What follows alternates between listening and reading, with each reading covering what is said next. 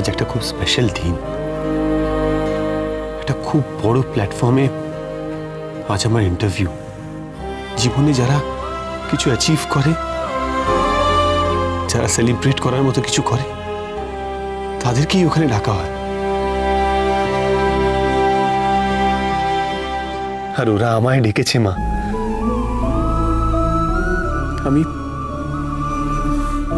আমি লাইফে আজ যা কিছু যতটুকু হতে পেরেছি সবকিছু তোমার জন্য মা। আজ আমার ক্যারিয়ারে একটা খুব স্পেশাল দিন।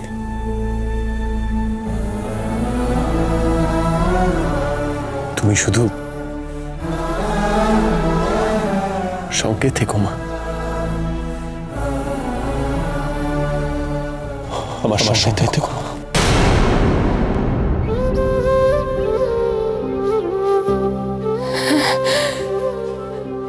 মনে হলো কে যেন আমায় মা বলে ডাকলো। কে আর ডাকবে? কেই বা আছে আমার?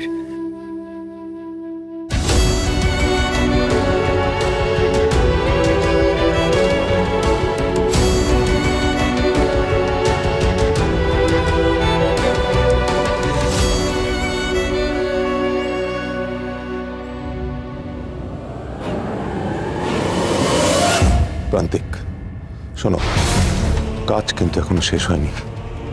দেখো, ওরা যেন কোনোভাবে কোনো কিছু ট্রেস না করতে পারে। খুব স্মুথলি অপারেশনটা করতে হবে, না হলে কিন্তু সব সব একেবারে খেটে যাবে। আর কাজটা শেষ হলেই তুমি ওকে ফোন করবে, ওকে? বড়বাবু, আপনার চা।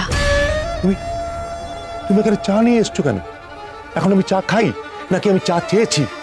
তুমি কি কিছুই মনে রাখতে পারো না? তুমি প্লিজ যাও, যাও, যাও, যাও বলছি তো। হ্যাঁ, আমি এখনই চলে যাচ্ছি।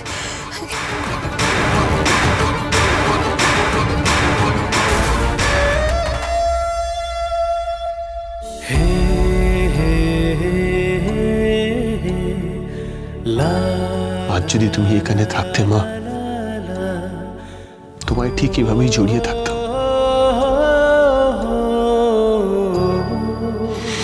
কোথাও যেতে দিতাম না।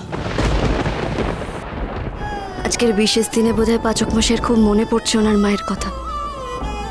হয়তো ভাবছেন আজ তিনি সামনে থাকলে কত কি না করতেন।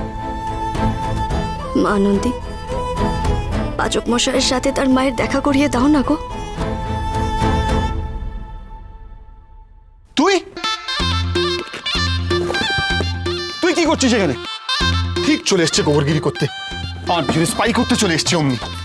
কি ব্যাপারটা কি? হ্যাঁ, কখন এলি তুই? আমি এই তো কি বেড়ালে তো চুপি চুপি ঘরের ভেতর চলে আসিস? বলে আসতে পারিস না? দরজা তো খোলা ছিল, কি করে বুঝবো? বুঝবি কি করে? ডিসকাস্টিং এলিমেন্ট একটা। আমার সবেতেই আপনার সমস্যা। তো হবে না সমস্যা? নিজে একটা গোবর দেবি আর তোর কাজ হচ্ছে গোবরগিরি করা। ননসেন্স সবকিছু।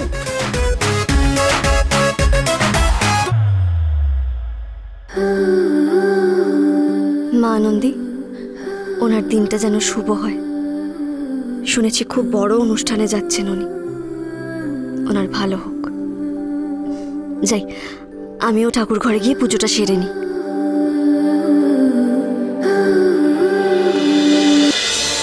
তাড়াতাড়ি পৌঁছে যেতে হবে রাজু। আরে মালিক বলেছে দেরি হলে চলবে না। আমরা কি আজ থেকে সোনারপুরে জিনিস পৌঁছাচ্ছি বলতো? কত বছর হলো বলতো বুয়োদের সাথে আমাদের কাজটা?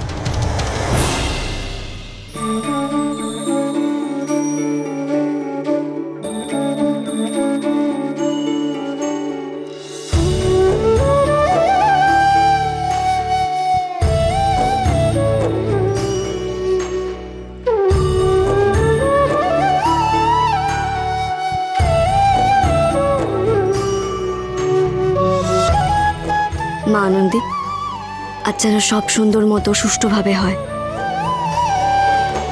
পাচক মশাই, কর্তা দাদু, সবার কাজ যেন ঠিকঠাক করে হয়।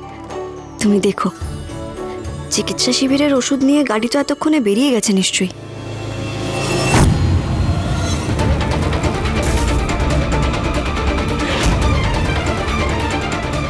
কার্তিক চ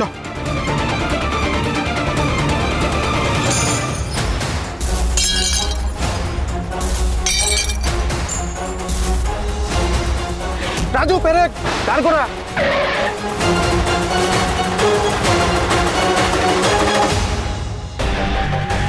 রাস্তা এত ব্রেক কে ফেললো? তোল তোল তোল তোল, ওঠা ওঠা সব ওঠা। তোমরা কে? তোমরা কে?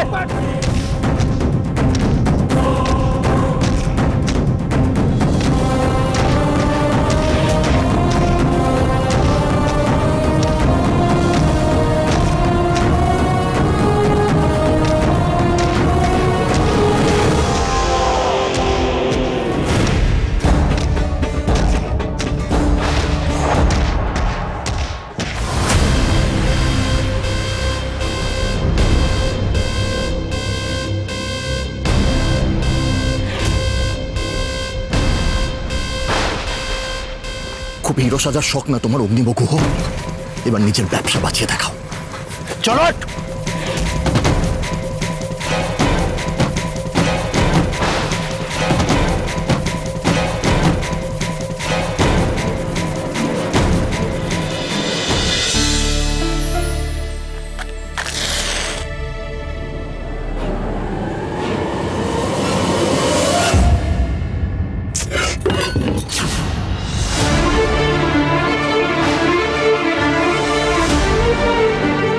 সর্বনাশ! দিদিভাই, প্রদীপটা এভাবে পড়ে গেল কেন গো? আমার খুব ভয় করছে। মা, নন্দী, এ কি অমঙ্গল হলো? আজকে বাড়িতে একটা বিশেষ দিন। কর্তা দাদু, পাচক মশাই দুজনেরই মান সম্মানের ব্যাপার আছে, আর আজই তোমার প্রদীপ আমার হাত থেকে পড়ে গেল। এ তো ভয়ানক অলক্ষণে ব্যাপার। এটা তুমি কি করলে? হ্যাঁ, একটা কাজও মন দিয়ে করতে পারো না নাকি? কি চলে বলতো সারাক্ষণ তোমার মাথায়? মেজ বৌদি, এরম করে বলছো কেন? ও কি আর ইচ্ছে করে ফেলেছে নাকি? কি মুশকিল, পড়ে গেছে। কাজটা তো ঠিক করেনি লেখা। আর নুপুর, তোরা আবার আশকারা দিচ্ছিস ওকে। কাজটা তো মন দিয়ে করা উচিত ছিল। হাজারো পুজো আচ্চার দিন, মঙ্গল অমঙ্গলের ব্যাপার আছে তো একটা। এটা কি হলো? আমার হাত দিয়ে এটা কি হয়ে গেল? মা আনন্দের প্রদীপ পড়ে গেল।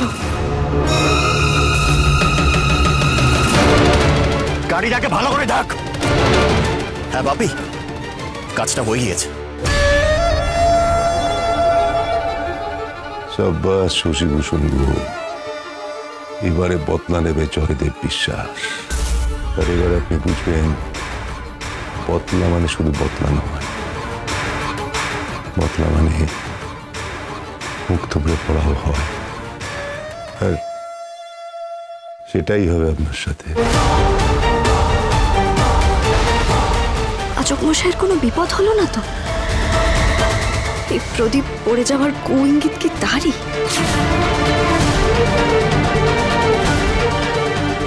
হ্যাঁ বলুন ডাক্তারবাবু, বলছি আপনাদের ওষুধপত্র সব পেয়ে গেছেন তো? মানে যা যা বলেছিলেন আর কি। অনেকক্ষণ আগে ওষুধ এসে পৌঁছানোর কথা ছিল, কিন্তু আমাদের এখানে তো কোনো ট্রাক এসে পৌঁছয়নি এখনো। এই নিন কর্তা দাদু। এবার দিয়েছি মরণ কামড়। কে বাঁচাবে গৃহবাড়ির সম্মান? দাদুর বিপদে তো নাতিকে কেউ আনতে পারবে না। ওষুধের একটা ট্রাক নিখোঁজ, খুব বড় ক্ষতি হয়ে যাবে। কর্তা দাদু!